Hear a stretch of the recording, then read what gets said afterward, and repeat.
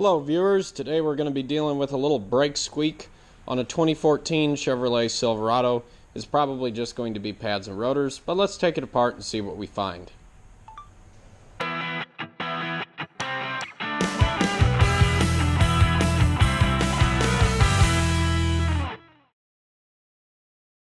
So one of the things I noticed while looking over the truck here, if you look at the brake rotor, you can see that it's got a big groove in it. I mean, that's plenty to catch your fingernail on. Pads and rotors look like they've seen better days. They're not exactly the most worn out pads I've ever seen. As you can see, we've still got some good brake thickness back in there. However, due to what I found during my diagnosing how the brake squeak went away after I lightly applied the brakes, it tells me there's something in here causing the squeaking noise, or the pads and rotors are just squeaking and need to be replaced. The truck has about 60,000 miles on it, so if it hasn't been done, it's probably about time.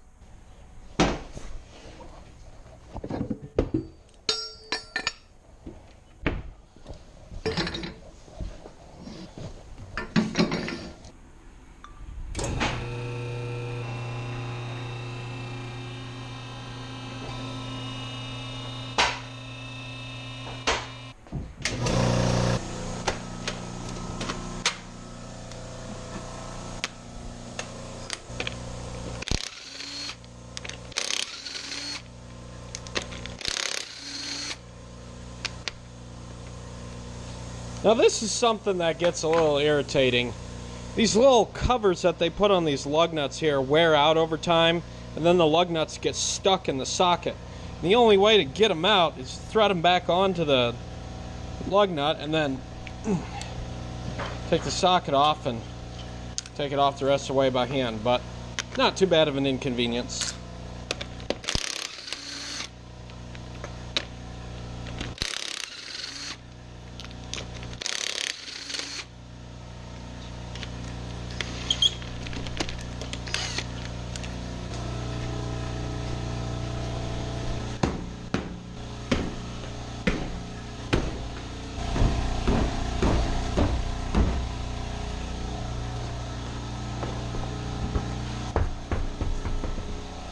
Why is one of the most satisfying things watching a box being cut open? Maybe it's just me, I don't know. It's a cool looking car. Hey, and look, it's steel. It sticks.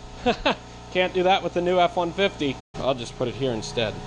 Alright, so went ahead and got some pads and rotors here for the truck. I got the whole kit.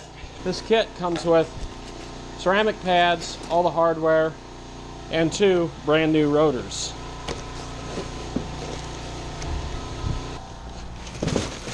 Now this isn't something you absolutely have to do, but I like to do it for better video purposes and ease of working, is turn the wheel all the way to the right when you work on the driver's side brakes. Now if we were just replacing brake pads, we wouldn't have to take the rotor off in the caliper bracket, but because we're replacing the rotor on this truck as well, we're going to take the caliper bracket off.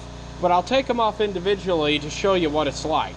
Loosen the caliper bolt here, take one of them out, and then pivot the caliper up, just like so. Then you can get to the pads, and you don't even have to take the brake caliper or the bracket completely off.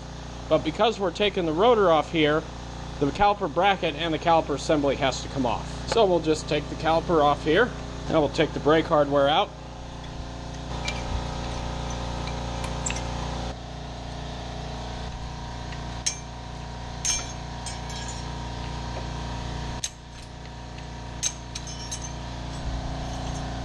Now we'll take an 18mm socket. Caliper bracket bolts can get very, very tight.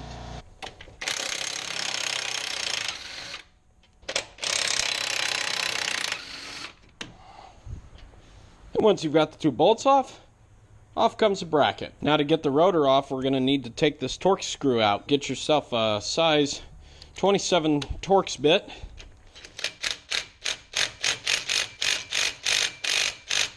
Notice how it's not coming out? There's an easy fix to this. Take a hammer, be careful not to hit your fingers, then you give it a couple taps,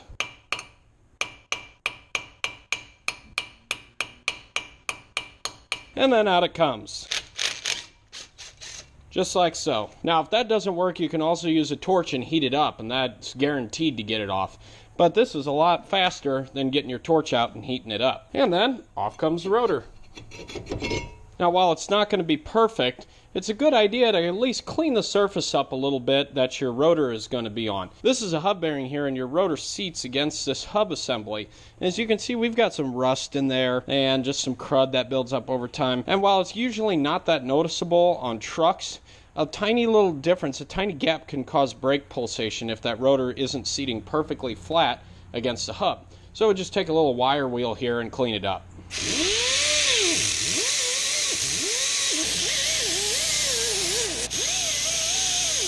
And here's the new rotor.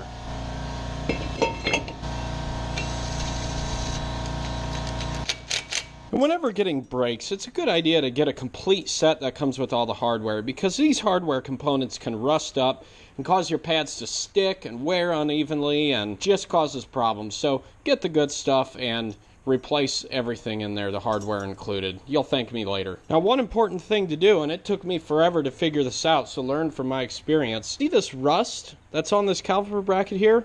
Chisel that off. Get that off with a wire wheel and a little hammer and a chisel.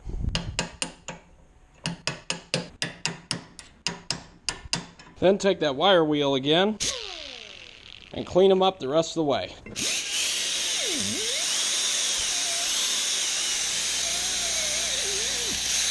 And as you can see, much cleaner.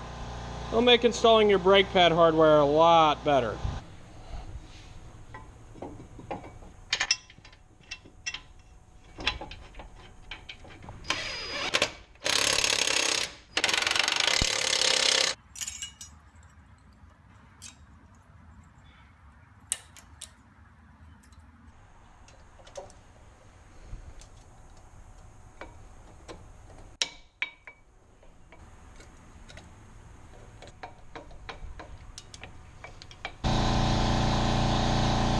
Now, the next thing we're going to do is we're going to compress the caliper.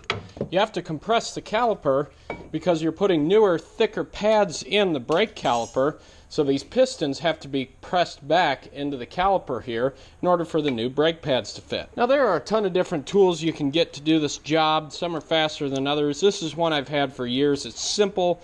All you do is flip the switch here, and then you ratchet it back and forth, and as you can see, it expands. Now, I like to install an old brake pad into the caliper here before I do this. That way you can press both pistons at the same time. And now the caliper is ready to be installed back on the bracket.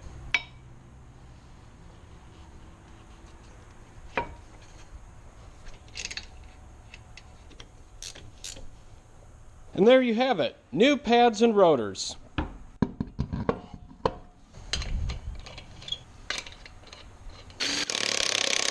Now, there are tons of different ways to do what I just did, and I realize that everybody's got their own preferences. I'm sure there will be different tools, different practices, but the most important thing to remember whenever you're doing brake work on any vehicle is that this is the most important part of the vehicle when it comes to safety. This is what actually stops your vehicle. If this fails, you'll get yourself, someone else, whoever's driving the vehicle into a serious accident. It could be hurt or killed. So always put safety first when working on your brakes. It's the most important part of your vehicle when it comes to safety. Go back and double check everything. Make sure everything is tight. Make sure you didn't leave anything loose. Make sure nothing is installed incorrectly. Just double check everything. Check for leaks. Make sure everything is tight. And last but most definitely not least, pump up the brakes after you've put everything back together to compress the calipers and the brake pads against the rotors.